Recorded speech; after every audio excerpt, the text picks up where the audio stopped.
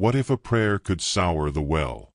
What if a vow, whispered in a chapel darker than the river's bed, pulled up something salt and red? They say a holy man loved a girl the law called property. They say he loved her more than his wife, more than his God, more than breath itself. And love, like a winter flood, takes fences, barns, and names. Her work was her voice. Her silence was her power. The bells tolled, and the crows learned the sound by heart. Virginia, 1823. The tidewater wore its winter like an old, gray shawl, threadbare, patient, and cruel. Frost clung to tobacco leaves stacked like brittle ribs. Smoke curled from chimneys and braided itself into the colorless sky. Horses' hooves rang against frozen earth. Dogs whined in their sleep. The Reverend Josiah Beale kept his flock and his accounts with equal severity, tending souls on Sundays and ledgers every other day. His wife, Temperance, moved like the cold itself, precise, spare, and sharp enough to cut. A portrait of some Puritan ancestor glared down from the dining-room wall, varnish dim as old honey. Order seemed to reign. Sermon, supper, sleep. But order is only ice spread thin over black water. Her name on the ledger was Anaya, female, 18. On tongues, she was the light-handed girl. She carried water as though it were consecrated wine, gliding across mud like polished floorboards. The Reverend's eyes found her without command, straying to her quiet movements as though a moth to lamplight. Temperance noticed. She always noticed. Anaya's face was dusk, soft, watchful, unreadable. When she prayed, she never looked up. When she sang, it was the faintest sound, like a ribbon hidden in a hem. They whispered she knew things, charms of salt and iron, a way to bind wounds with ash and river grass.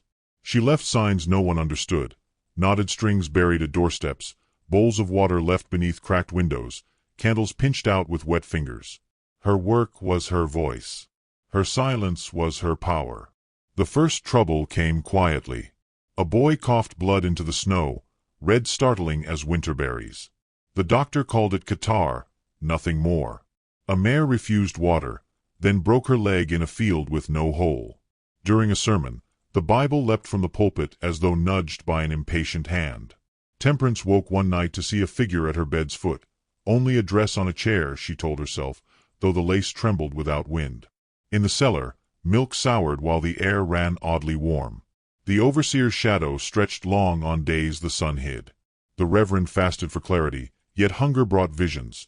The river wearing a veil, the church doors gaping though he locked them, Anaya's hands cupping light as if it were water. The doctor prescribed tonics. The overseer prescribed punishment. Both misread the world. The graves filled. The hymnals smudged. The soil would not settle. Anaya's story reached back like roots in marshland. Sold south after fever took her mother, she was pressed with a charm of horsehair and bay leaf by an old woman whispering, "For crossings."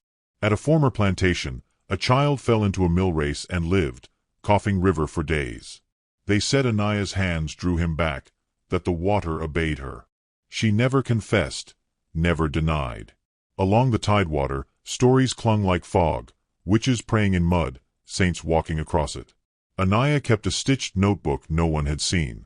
If opened, it would smell of smoke, salt, and something like mercy. The tidewater grew restless.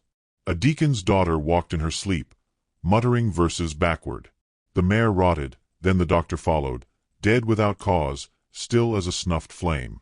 Rumors stirred like gnats. The Reverend favored the light-handed girl. Temperance found a ribbon beneath the bed frame, knotted in 7 places.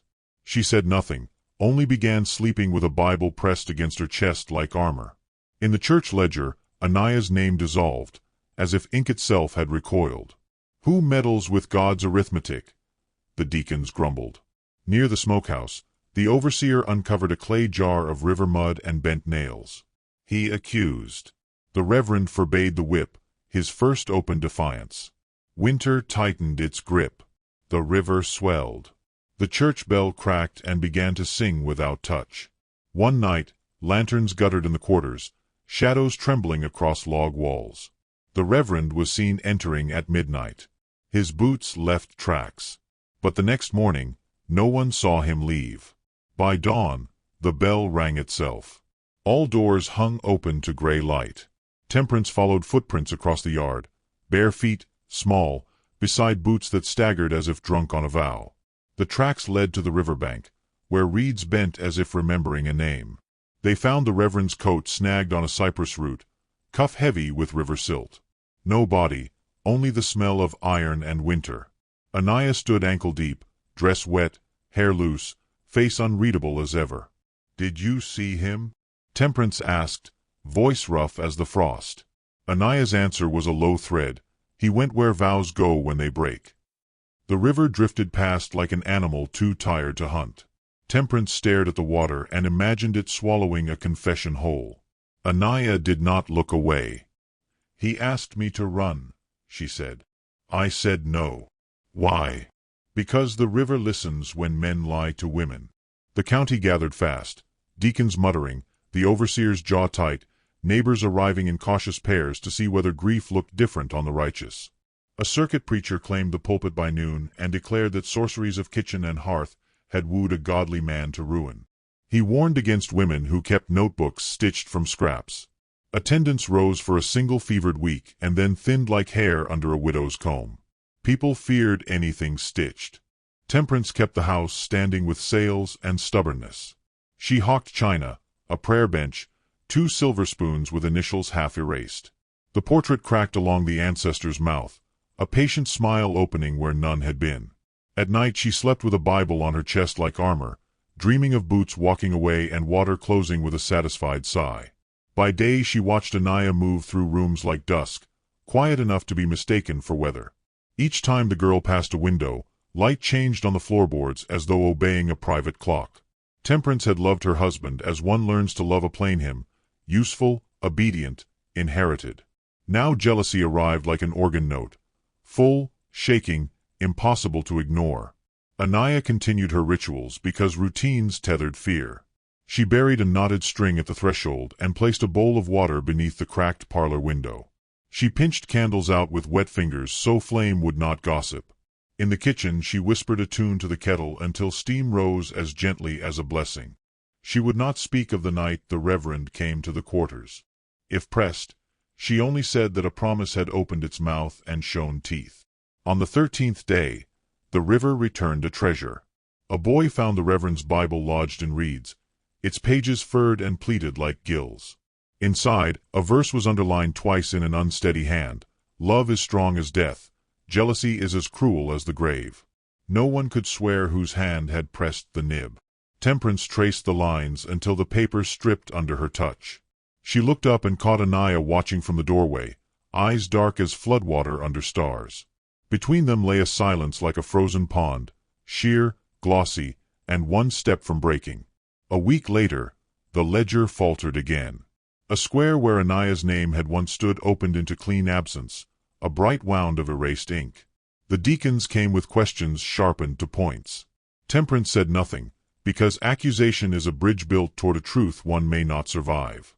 The overseer brought a clay jar brimming with mud and bent nails, proof by smell alone.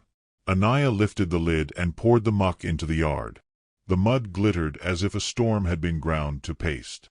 That night Temperance went to the river with a lantern and a question she did not want answered. Anaya waited there already, hands wet to the wrist, sleeves rolled, eyes reflecting the wick. The water moved like a great chest breathing. "Tell me what you did," Temperance said.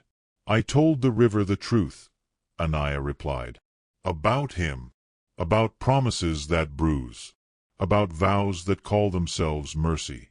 Temperance lifted the lantern higher and saw, just beneath the surface, a tether of shadow stretching from the bank toward the slow current. "What is that? What is owed?" The tether quivered. A bell note rolled out of the dark, pure as a blade.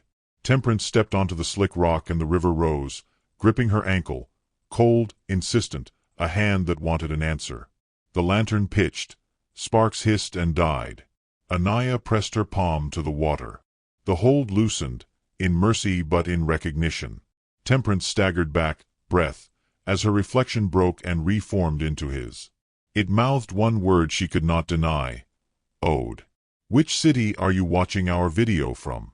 Please leave a comment. Please subscribe to the channel as well. Thank you.